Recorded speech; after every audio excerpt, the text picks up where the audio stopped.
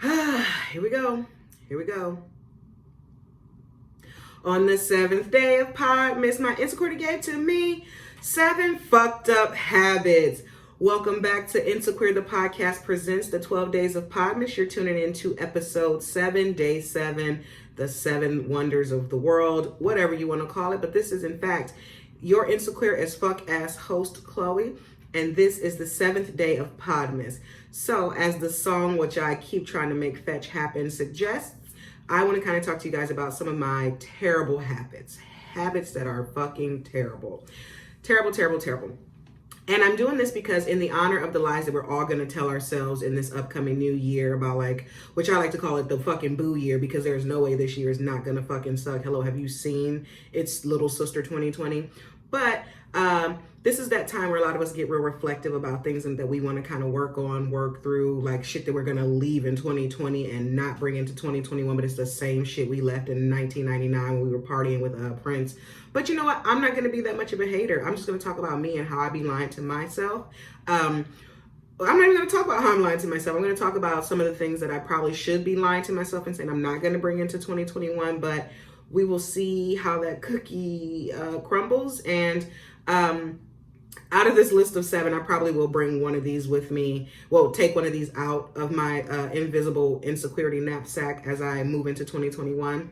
But step 1 is addressing all the shit that you do that's shitty. Like, people are shitty and I'm a person, so therefore, if so facto, I am shitty. And these are 7 of the shittiest things that I think I currently do, character traits, who I am, this is me, you know, all the things we say when we don't really want to change, develop, and grow.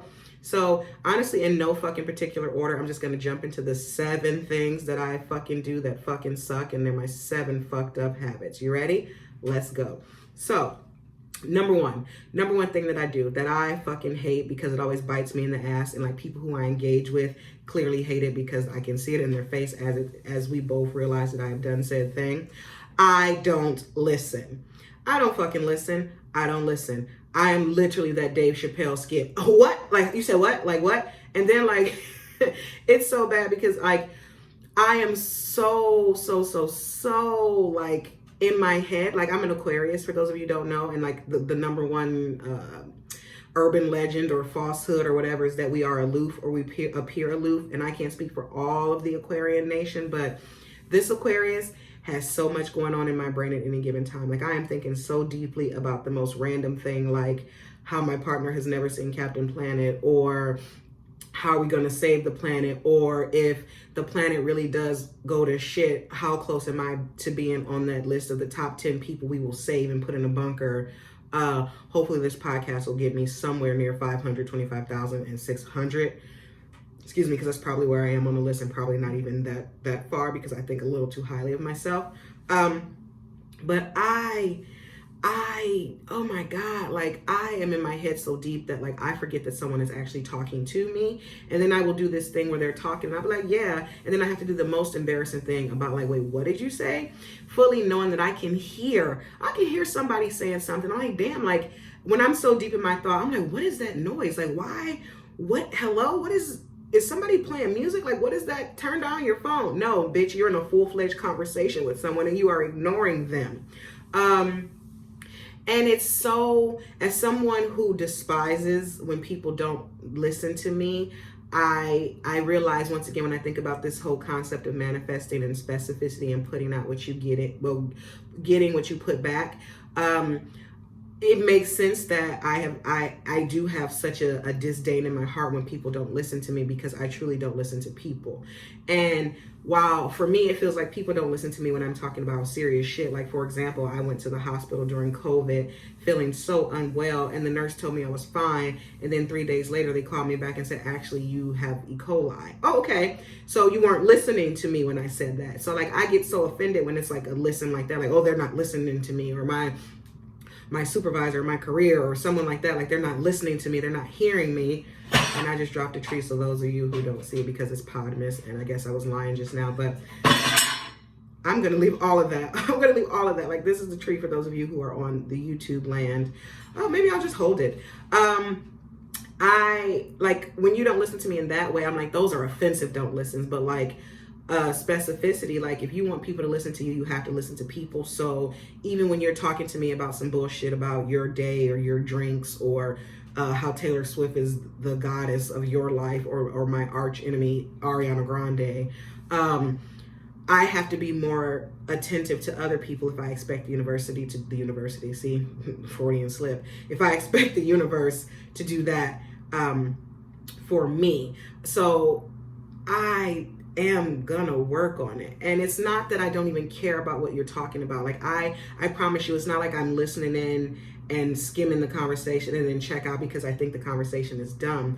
What really happens, people, in real time, is that someone will say something that will offset something in my brain, and it's like watching a fucking horse race and they're off.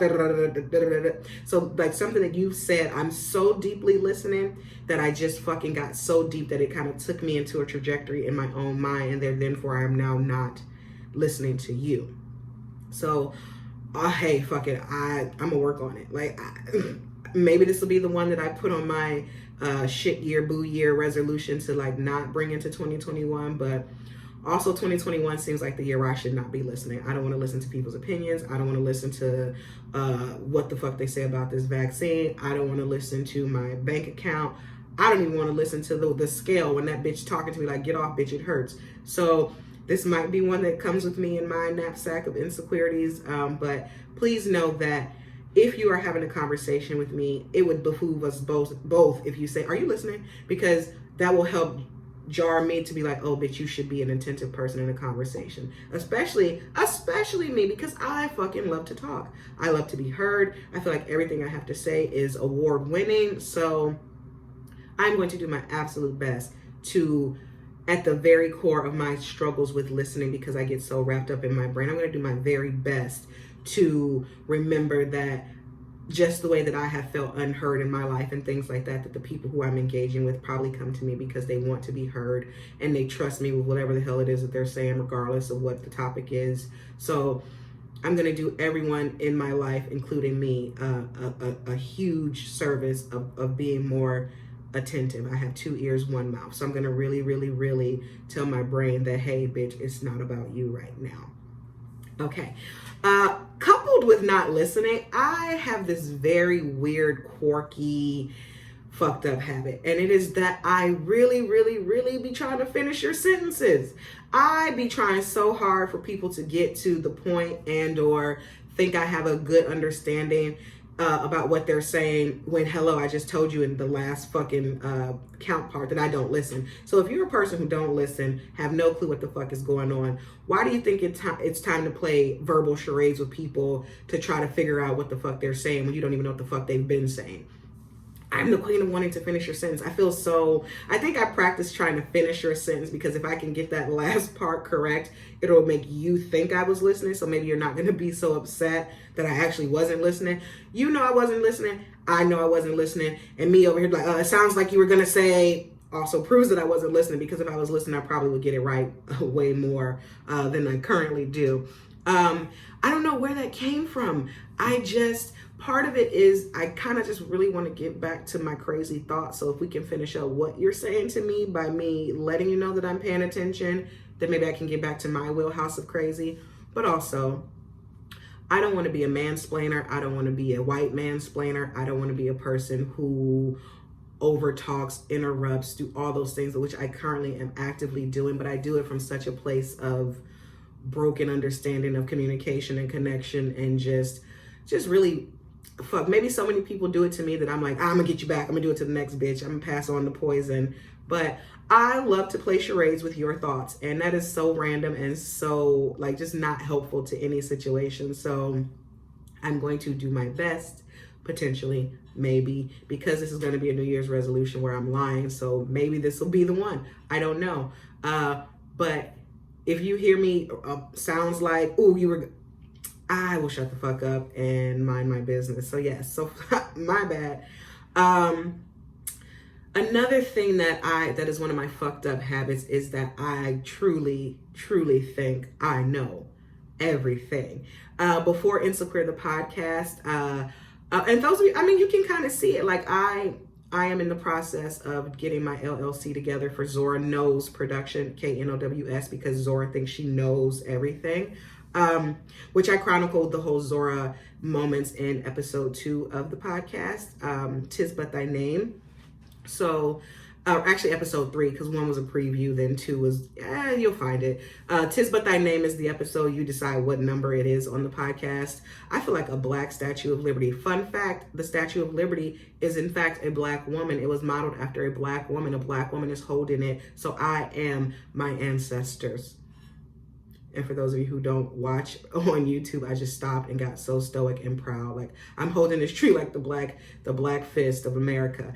But yeah, back to that. I truly I think I know everything. I probably got that wrong, but I didn't, because I got that one right. The Statue of Liberty is in fact modeled after a black woman. A black woman has been bringing so many people to their freedoms while we haven't even begun to see ours.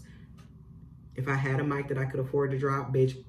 But yeah, I think I'm the Ask. I think Ask Jeeves stole my career. I think I just know everything. Like, and not even like I know everything, because there's some things that I will tell you, bitch, I don't know. I don't know math. I was so pissed that I just found out about this 9 times 1 thing with your finger, how you can figure out the 9s times tables by dropping a finger. Bitch, 14, oh my God, 14-year-old me, 4th grade me, 34-year-old me, fuck math. Like, thank God for technology, because I don't know it. I don't get it. I don't give a fuck for it. It's a terrible thing, but like, I'm really honest about what I don't know. But if I think I know a piece of it, bitch, I know it all. I am an almanac. And then another part of me thinking I know it, is that if I don't know it, I will be so convincing. I will be so convincing that you have no choice but to think that I do know it. I should get an award for the lies. They should give me an Oscar, Emmy, Grammy, Tony, so I can officially be an EGOT based on all the lies that I have told and have been so convincing and compelling. Like, for example, I am sure of it, and this is one I like to hold on to, and this is but insecurities and honesty. I am 110% sure that I have half the world thinking that Whitney Houston's smile is the smile that created the campaign for Colgate, that Colgate smile. Because, in fact, I don't even know how I got to that, but in fact, Whitney Houston, before she became the Whitney Houston, the love of my life, my fairy godmother, the angel, the voice, the newly inducted member of the Rock and Roll Hall of Fame for the class of 2020, alongside, Biggie and a bunch of people, Depeche Mode. Who gives a fuck? Not about that. It's about Whitney.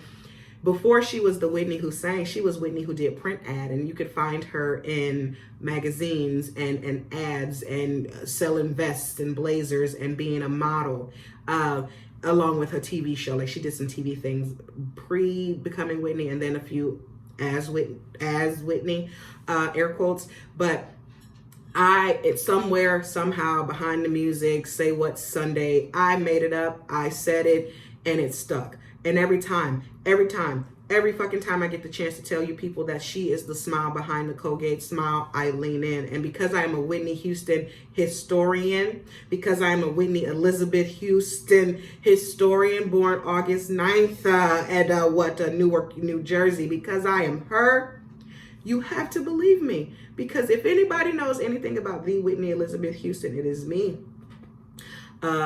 I don't know, man. I think I made that shit up, but run me my money, because I will sell you your truth, my truth, the truth, nothing but the truth. So help me God. Let's move on. All right. Okay. You all know this. I do it to myself on this podcast. I literally did it to myself in a lot of these little blurbs. I interrupt. And I think if you just saw how my brain can funnel between stories and drop you little nuggets of stuff that wasn't really in the script, because fuck outlines. I interrupt. And it is once again, I really think I need to go get my head checked or have some time with a psychiatrist or something, because my brain is so hardwired to do what it wants to do, on top of I'm newly getting this place where I do speak it all. Fun fact, a lot of people would tell you maybe Chloe 10 years ago and below, like, I wouldn't speak. I wouldn't say anything. I would just think all these thoughts. I would let people rock out. I would be a wallflower hanging out in the back, not really invested, or trusting to share my knowledge base because of insecurities around being overly educated. Because when you grow up like I grew up, they tell you, you think you're smart, you think you know everything, you're a white girl, why aren't you black enough? Because all you do is read. Damn. remember, like for those of you who've experienced that, remember when you used to get ranked on, and I just aged myself, ranked on means played or talked about or like honestly bullied. Ranked on, we used to say, oh, you ranking on me, like the dirty dozens, like just kind of like, you know how your generation say you old head ass or whatever, like that kind of thing.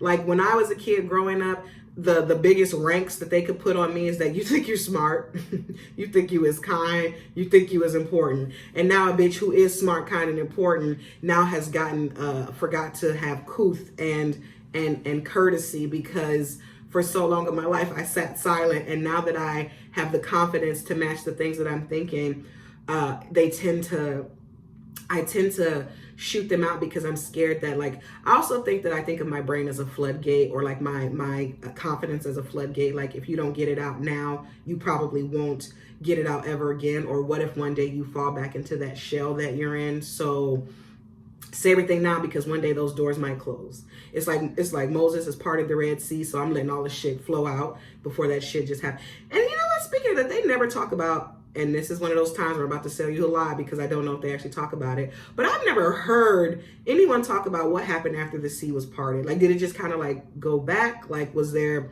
any animal casualties? Like, were whales kind of just flopping around, or was it like a sturdy, like, ocean, still over there. And like, you mean to tell me a big ass whale or a shark or whatever the fuck was in wherever the fuck this happened at, they just all kind of like put their nose up to the glass like they had SeaWorld and waited for all these people to pass, and then they're like, all right, carry on. Like, you know, the Bible is the greatest story ever told, and I'm the greatest storyteller, so it all makes sense. And once again, I interrupt. And excuse me, I apologize for that cough. It's a word-a-thon in my head. It's a word-a-thon in my mind. And like, I'm literally that meme where the white woman has all the algebra, which we just discussed. I don't do math. I think that was algebra. Like, I'm in there with the facts and figures. Like, and once the sum be existing, like, fuck, the sum always exists. The sum always exists in my brain. And I blurt it out even while you're in the middle of telling me about how your grandmother is ill. So I'm an interrupting ass bitch. And it is such a fucked up habit. It is so rude. It is, oh, and I am just in a cycle of it because, once again, it's one of those, you do it to me, I just pass it on. Like, but I do believe that who I am as a person and the formats in which I want to connect to people, it will do me no service by being this person unless I'm interrupting like Iyanla Van Zandt. Not on my watch. That's it. So I'm just that's one. That might really be the one. You see how it makes me so uncomfortable. Believe me when I say I'll be over here struggling. It's rude and it's terrible, and yep, that's me. I'm going to get through it. I promise you guys. I promise I'm gonna do better and be better with that one. Something that is this is one that I don't even know if 2021 is big enough for me to try to conquer in my actual life, and I am so fucking particular. I am so I'm doing so bad about it. I am so particular. Excuse me. Me being particular pisses me off. Me being particular makes me miss out on so many things. Me being particular is, while I am still working through the positives of it, I have experienced real times where being particular has been a detriment to me. But I want to talk about how I am, like, I have a specific needs in the most arbitrary ways, right? Like, for example, my entire apartment, the entire apartment can be a fucking mess, can just be just trash, just terrible. Like Theo's room used to be on the Cosbys, just bad. But my kitchen, my fucking bathroom, if there is a piece of hair, if there is a piece of dog hair, lint, if the toothbrush is not where it belongs, if there's any amount of clutter, if you forgot to do anything in there, like leaving water on my sink or fucking up my towels, or God forbid I forgot to put the floor mats on the shower curtain, which I haven't told you as a guest is where it usually goes and you step on it. Now I gotta fight you. I'm literally like, if my bathroom is dirty, I am Joan Crawford with a wire hanger in that bitch. Who left the toilet seat down? Left the toilet seat down, bitch, you're a girl, unless you're not. You left it down, dummy. But like, and I say toilet seat as if in the topper, not the, hey, you don't know how I pee. I might also, see, I interrupt. I, as a queer woman, am so excited that I got one of these little stand-up wee-wee things, because bathrooms are getting grosser, and with COVID, you're really not trying to, see, I'm fat still and I got bad knees, so there's been times where asses slapped the seat and I thought I was dead, so I bought one of those little wee me, pee puss things. I can't wait to use it, but I gotta practice at home because they say it is not user friendly. You gotta get in your groove with the pee. But that's an example of my particularities, because my particularities, if that's a word, transcends out of my home. So I'm so particular about bathroom spaces and things like that, which I will chronicle the traumatic part about it. But like, I will not go to a venue. I will not go to someone's home. I will not engage. I will literally have my partner go in the bathroom and check it out to see if it meets the Chloe standard, because she loves me enough to know what it is. I hate that, because I remember a time when I wasn't this particular, and when I was in the height of my drunkenness, or when I was living my best, probably worst life, I didn't give a fuck about any of those things. If there was a toilet, if it worked, if it didn't work, if I had to pee, if I had drank 14 Miller High Lifes, which is the champagne of beers, they're not a sponsor yet. I almost kind of miss that, but I also respect that I now have a different level of care and concern about certain things. But oh my God, it is bad. Like it transcends to my office. Like I love red. I love red. And if you see this, you see I literally am wearing red. I have red supplies, red stapler, red tape dispenser, red card holder, red red keychain hooks. Like I like red. And my office is a place where I let be really communal for the people in which I work with. But bitch, if my stapler is moved, if the scissors are not back in their red cup holder, if God forbid, even if they're incorrectly placed in my office, I have a problem. But God forbid you take anything of my red shit out of my office. Now you gotta die. I gotta kill you. Now I'm in jail where I can't enjoy my red stapler because you had to move the shit. It behooves you and me for you not to touch my things and to understand my particularities. And I just also live my life like I am already this wealthy, and questionably, but probably racist white woman who's had an estate. The type of, I in my mind am the type of white woman that will have an estate sale after she dies. You know how you look at some of those movies, like those Beverly Hills mansions where things are so prim and proper and neat and clean. I live my life like that, even though I live my life like I'm also an extra in the movie Old School starring Will Ferrell. It's a slippery slope, but I'm so particular. I'm particular about my music taste. I'm particular about food. I'm particular about people. I'm particular. And here's, you want to know the fun part about me being particular? It's only sometimes. I am particular as fuck when convenient, and I demand that you know that. Like, sometimes bathroom actually sucks.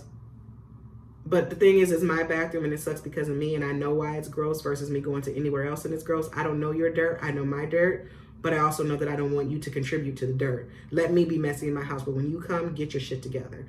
And I know, like, even my partner, like, it must be so difficult to maneuver the particularities of Chloe. Like, so many people, colleagues, people who work for me, they're like, well, I know how you like things. I was like, well, I don't really want it today. And then a week later, I was like, you know exactly how I like it. But he's like, bitch, just last week? I was like, that was last week. This is new week, new me. Like y'all be saying, new year, new you. I'm particular. And I just resent people for not knowing it, even though I don't even include them in. And that is the real, it's okay to be particular. It's okay to have standards. It's okay to do all those things. But what it's not okay to do is hold people to your standard when you haven't shared it. And that is what I do. And fuck it, I'm cuckoo for Cocoa Puffs, bitch. Brr, don't know. Particular-ish, but you better figure it out because I'm not going to tell you. My favorite. This is my favorite one. This is my favorite one of the 7. This is my favorite one. This is my favorite one because it is so bad. I am the judgiest of Judies. I am the judgiest. Judger. I judge. I have an opinion. I have an opinion. I have standards for people. I have expectations for people. And I judge people so much. I judge people so much, but I want everyone to know I judge me too.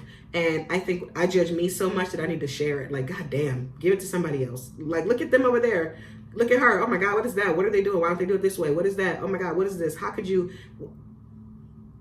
I will judge you. I will judge me. I should be a judge on RuPaul's Drag Race, on Top Model, on Top Chef, on Ink Masters. It is my job to judge, apparently, but I am doing it for free, so I'm going to try to stop judging until you guys are paying me to do so. So I was actually listening to a life coaching couple in a Insta Live, and they talked about letting people be great. So letting people be great, and then he kind of used this reference. I'll put the couple's name in the liner, so I'll try my best to find him because it was one of those fly by night, I tuned in type things. And the man talked about how you can't subscribe your standards in your life and your expectations to other people. Prime example, if I wear masks 365, 24/7, and you choose to wear them 24/8 or 32/6 or whatever fractions make sense because your bitch friend don't know how to do math, your bitch friend being me,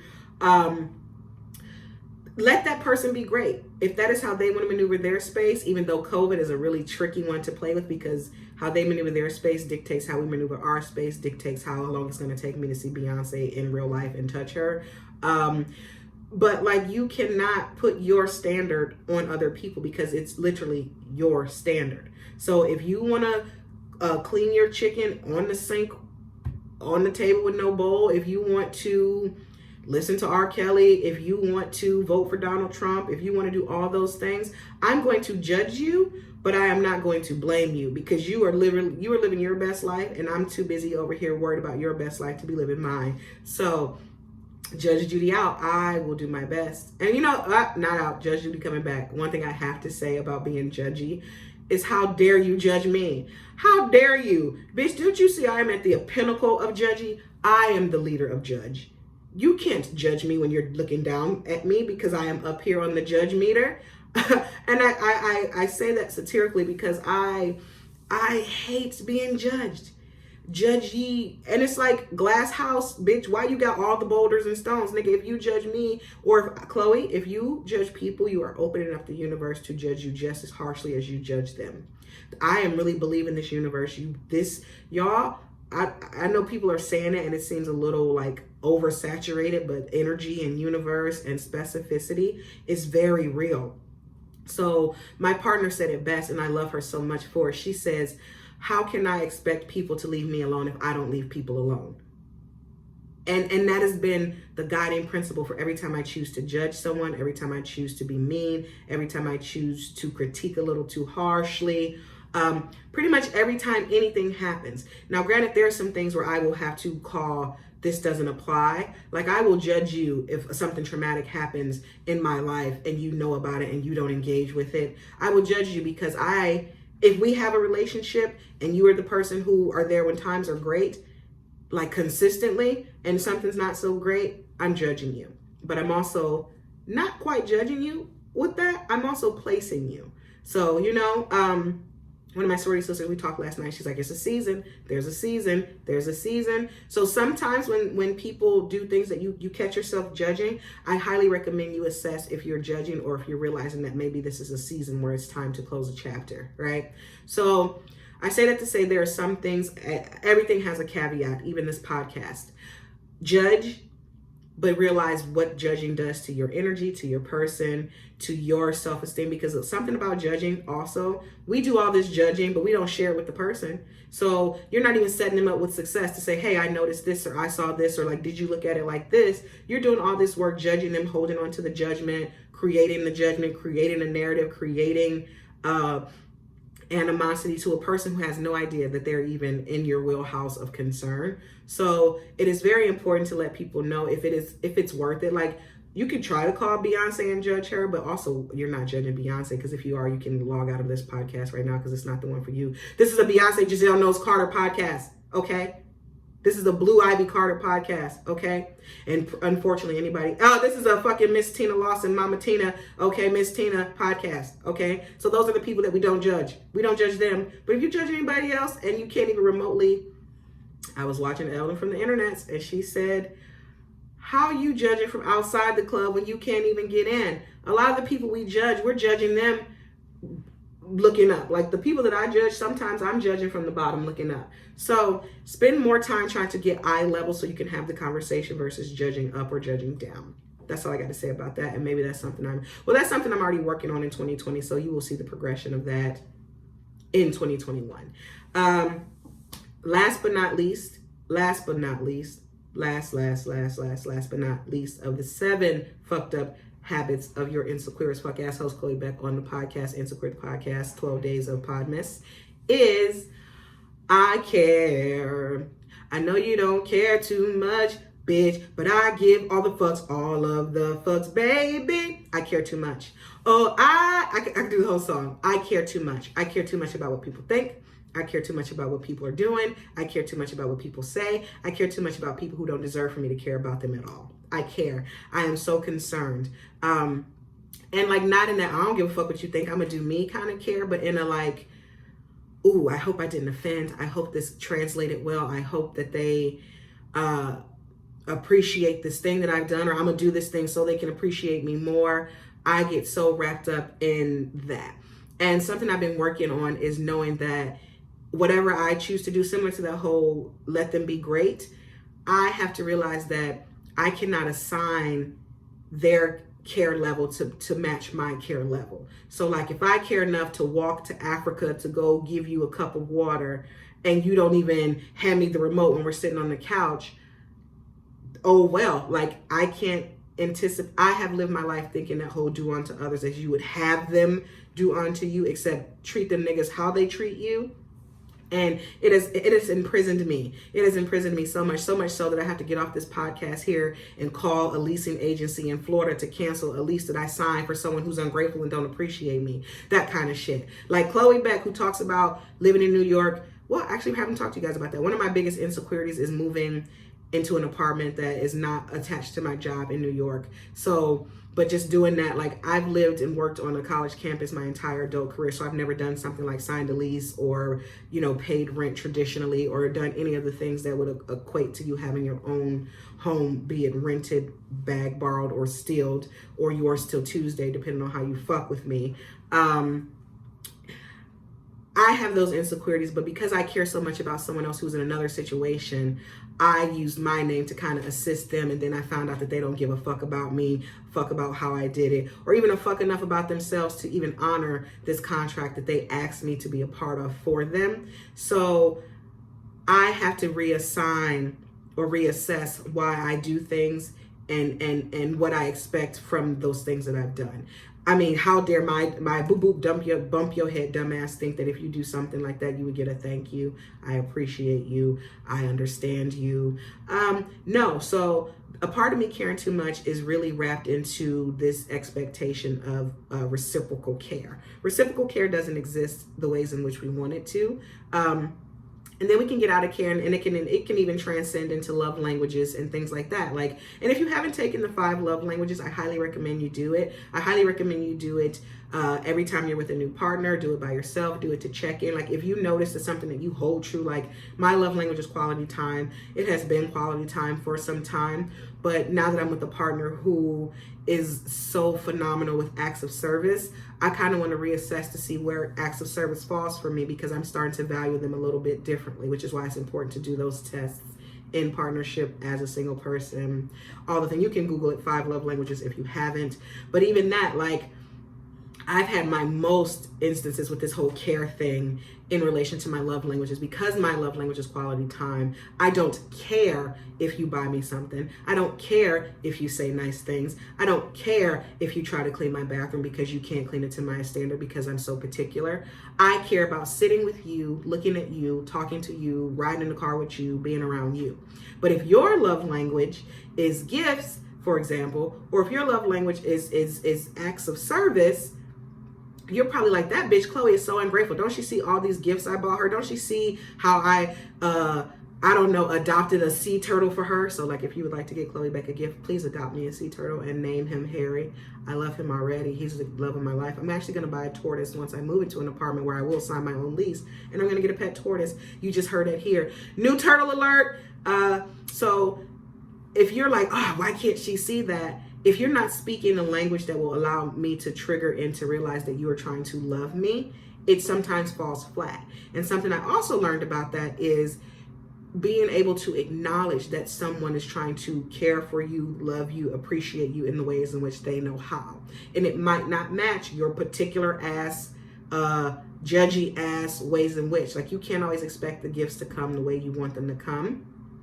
Because on the flip side of that, I think it probably sucks more when the person who you care about to spend the quality time with don't do shit for you at all, right? So back to this, I care too much.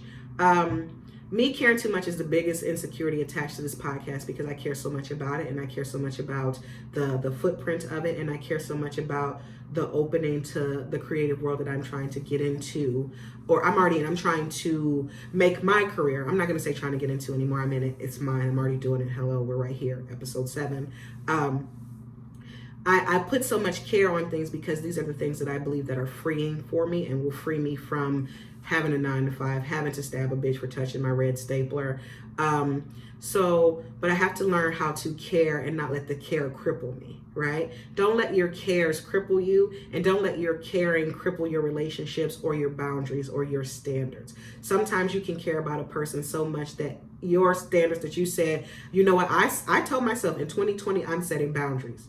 And here I am at the end of 2020 having to go through some legal shit because I ignored my boundaries because I happen to care too much about the person who I allowed break a boundary. Never care about someone too much that they break your boundaries.